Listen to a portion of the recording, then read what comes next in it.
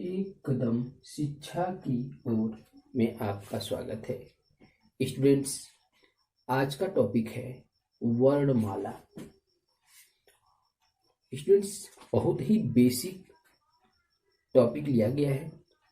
आज हम लोग वर्णमाला को बहुत आसानी से एक स्टोरी के रूप में सीखेंगे। आइए स्टार्ट करने से पहले यदि आप इस चैनल में नए हैं तो लाइक, सब्सक्राइब व शेयर करना ना भूलें। स्टूडेंट्स, वर्णमाला क्या होता है? क्या वर्णमाला के डिफिनीशन को हमें रटना बहुत जरूरी है? किस प्रकार से इसको पढ़ें, समझें कि वो चीज जल्दी भूले नहीं? इसके लिए क्या करना पड़ेगा? स्टूडेंट्स, कोई भी चीज होता है, किसी का भी नेम होता है, उसका कुछ न कुछ मीनिंग होता है। उसको जब तोड़ते हैं या उसको जोड़ते हैं तो कुछ न कुछ उसके अर्थ निकलते हैं। आइए किस प्रकार से वर्णमाला को समझें। सबसे पहले हम लोग उसे तोड़ेंगे, उसके बाद से उसे जोड़ेंगे और मीनिंग के साथ। वर्णमाला क्या है फ्रेंड्स? आप इसको तोड़ते हैं, वर्ण और प्लस माला। अब स्टूडेंट्स यहां पर देखिए, ये है वर्ण और ये क्या है? माला। इन दोनों के बीच में क्या है? प्लस, मतलब जोड़ना है। जब वर्ण और माला दोनों को जोड़ देते हैं तो क्या बनता है? वर्णमाला बनता है। क्या बनता है स्टूडेंट्स? वर्णमाला। वर्णमाला को इंग्लिश में अल्फाबेट कहते हैं। अल्फाबेट कहते हैं। क्या कहते हैं? अल्फाबेट। अब स्टूडेंट ये देखिए, इसका डिफिनीशन कैसे हम लोग अपने लैंग्वेज में, अपनी भाषा में, अपनी बोलचाल की भाषा में, अपने समझने की भाषा में हम लोग कैसे बनाएंगे। अब देखिए, मीनिंग। वर्ड का मतलब क्या होता है स्टूडेंट्स? अक्षर। क्या होता है? अक्षर होता है। प्लस माला का मतलब क्या होता है? समूह। क्या होता है? समूह। अब सिंपल सा चीज है, अगर आपसे कोई वर्णमाला या अल्फाबेट का डिफिनीशन पूछता है तो बहुत ही आसानी से, आपको रटना नहीं है, इसके नाम को ही तोड़ करके प्लस लगाकर जोड़ दीजिए। जोड़ करके आप डिफिनीशन तैयार करिए। वो कैसे तैयार करेंगे? यहां पर आप बता सकते हैं, वर्णों के समूह को, वर्णों के समूह को क्या कहते हैं? वर्णमाला कहते हैं। सिंपल सा लैंग्वेज में एक अच्छा सा सेंटेंस आपने तैयार कर लिया। या ये भी बोल सकते हैं, अक्षरों के समूह को वर्णमाला कहते हैं। अब आप वर्णमाला का डिफिनीशन आसानी से आप दे सकते हैं। अगर आपसे कोई बोलता है कि वर्णमाला किसे कहते हैं तो आप जवाब कह देंगे, वर्णों के समूह को। ये कहाँ से डिफिनीशन याद करें? कुछ नहीं करना है, आप इस जो वर्णमाला क्वेश्चन आपका तैयार हो रहा है, वर्णमाला को ही तोड़ करके और फिर बीच में प्लस लगा के जोड़ करके तैयार करेंगे डिफिनीशन। इससे क्या होगा? आपको किसी चीज को रटना नहीं है, भूलने की संदेह तो एकदम खत्म हो गया कि भूल जाएगा। आप बस इनके नाम को समझ लिए और उनका मीनिंग समझ लिए, अर्थ, और उसके बाद से आप डिफिनीशन खुद तैयार करने लगे। इस प्रकार से अगर समझते हैं तो आपको कोई चीज भूलेगा नहीं। अब बताइए, अगर आपसे कोई पूछेगा वर्णमाला किसे कहते हैं तो क्या बताएंगे? वर्णों के समूह को वर्णमाला कहते हैं। या फिर क्या बता सकते हैं? अक्षरों के समूह को वर्णमाला कहते हैं। अब स्टूडेंट्स यहां पर आइए, ये देखेंगे कि अक्षर होता क्या है, वर्णमाला किन किन चीजों से बना हुआ है। स्टूडेंट्स, ये चीजें आप एग्जाम्पल के तौर पे आसानी से समझ सकते हैं कि क्या ये डिफिनीशन 100% सही है। जैसे आप अपनी भाषा में, घर की भाषा में सुने होंगे, औरतें घरों पर पहनती हैं माला। अगर कोई मोती का माला पहनता है तो उसे क्या कहते हैं? मोती का माला। अब ये मोती का माला क्यों कहते हैं उसे? मोती मतलब उसमें मोती है, अब माला मतलब समूह, मतलब ज्यादा मात्रा में एक धागे में मोतियों का पूरा समूह है। अब मोतियों के समूह को ही मोती का माला कहते हैं। यदि उस माले में गुड़ियों का समूह हो जाए, गुड़िया अलग अलग रंग की गुड़ियां होती हैं, तो गुड़ियों के समूह को गुड़िया का माला कहते हैं। जिस तरह से फूल अगर एक धागे में गुथ दिया जाता है और फूलों के समूह को फूलों का माला कहते हैं, उसी तरह से वर्णों के समूह को वर्णों का माला कहते हैं, उसी तरह से अक्षरों के समूह को वर्णमाला कहते हैं। तो अब आपको बहुत ही आसानी से याद करने का एग्जाम्पल बता दिया गया। फूल है तो फूलों के समूह को, जब फूल ज्यादा मात्रा में एक समूह में एक धागे में पिरोए जाते, इकट्ठा कर लगा दिए जाते, तो उसे कहते हैं फूलों का माला। एक गुड़िया एक धागे में इकट्ठा करके एक समूह में लगा दिया तो उसे कहते हैं गुड़ियों का माला। एक मोती जो है, मोती कई जो है एक धागे में लगा दिए जाते हैं, उसे कहते हैं मोतियों का माला। सेम आप उसी तरह से जब अक्षरों का एक समूह आ जाता है, उस अक्षरों के समूह को ही वर्णमाला कहते हैं। वर्णों का एक समूह आ जाता है, उस वर्णों के समूह को ही वर्णमाला कहते हैं। तो इस प्रकार से आप वर्णमाला का डिफिनीशन स्वयं बनाएंगे और समझ करके लिखेंगे। किसी भी लैंग्वेज को रटने की जरूरत नहीं है, मान समझने। अब स्टूडेंट्स, ये बार बार ये वर्ड या अक्षर बार बार रिपीट हो रहा है। अब ये देखेंगे वर्णमाला किन चीजों से मिलकर बना हुआ। जो वर्णमाला है, ये वर्णमाला वो दो चीजों से मिलकर बना होता है। वर्णमाला किन चीजों से? दो चीजों से। पहले के क्या नाम है? स्वर, और दूसरे का नाम है व्यंजन। अगर आपसे कोई पूछता है वर्णमाला किन किन चीजों से मिलकर बना है, वर्णमाला किन किन चीजों से मिलकर बना है, तो आप क्या जवाब देंगे? वर्णमाला स्वर और व्यंजन से मिलकर बना है। क्या जवाब देंगे? वर्णमाला स्वर और व्यंजन से मिलकर बना है। क्लियर हो गया? अगर आपसे कोई पूछता है गुड़ियों की माला किन चीज से, तो आप गुड़िया और धागा दो ही चीज तो उसमें लगे होते हैं, गुड़ियों की माला तैयार।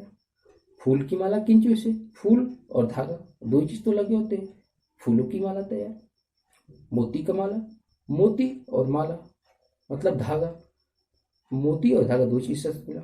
सेम उसी तरह से आप याद करेंगे कि वर्णमाला जो है दो चीजों से मिलकर बना है, एक स्वर और एक व्यंजन।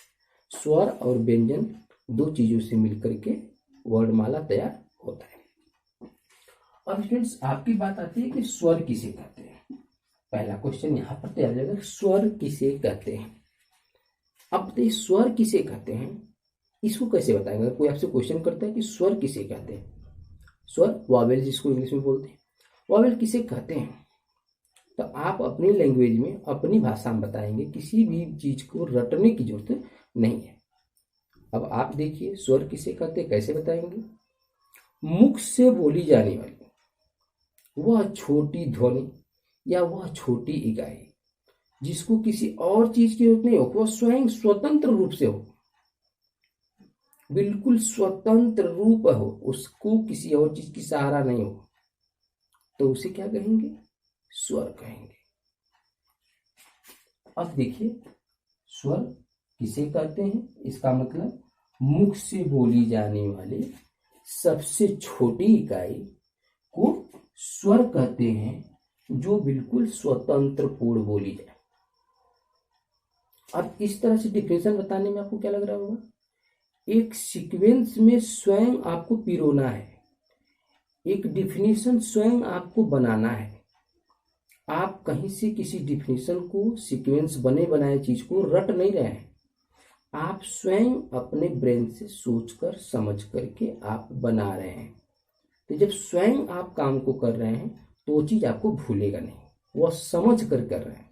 और जब कोई काम समझ कर किया जाता है तो वो भूलता नहीं है।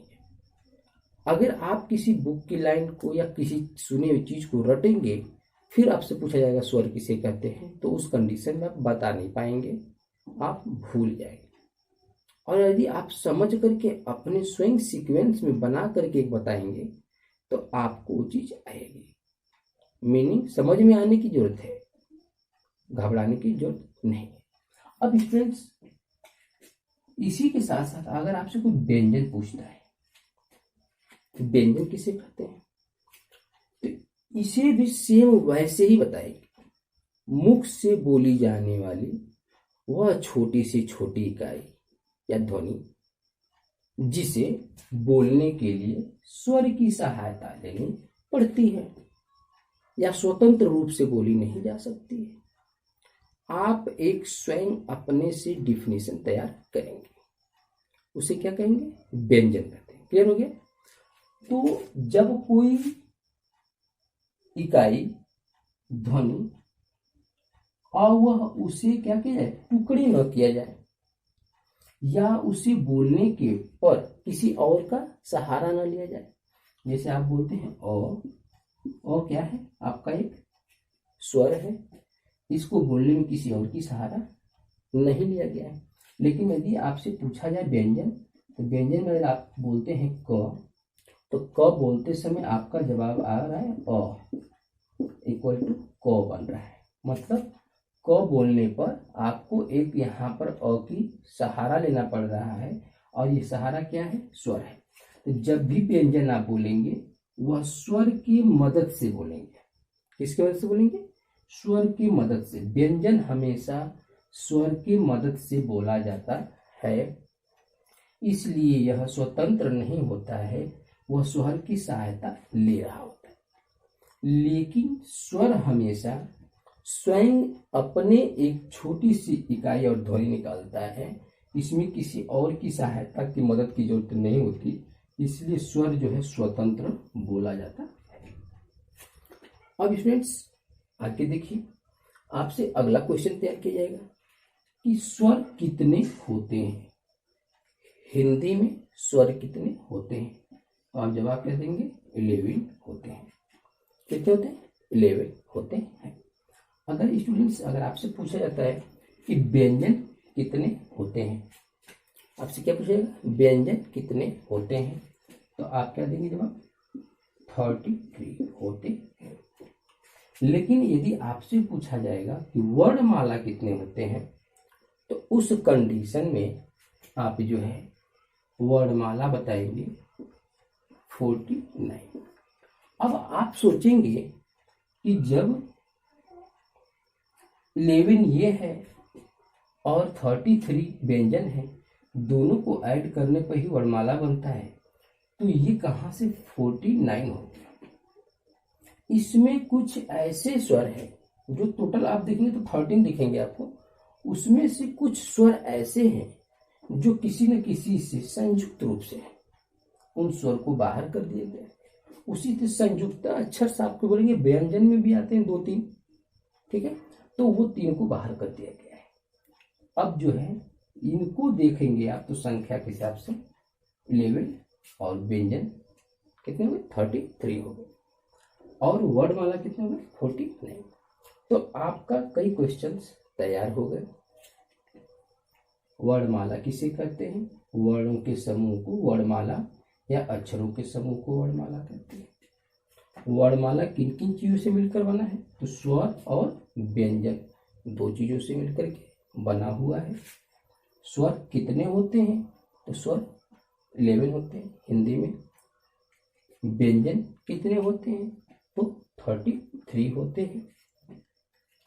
यदि वर्णमाला के बारे में पूछा जाए कि ये कितने होते हैं, तो बताएंगे 49 होते हैं, ठीक है।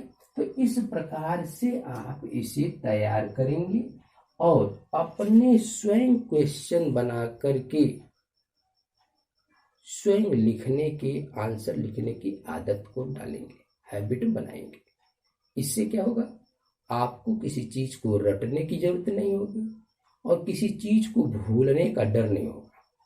जो चीज समझकर लिखी जाती है, स्वयं की जाती है, वो भूलती नहीं है।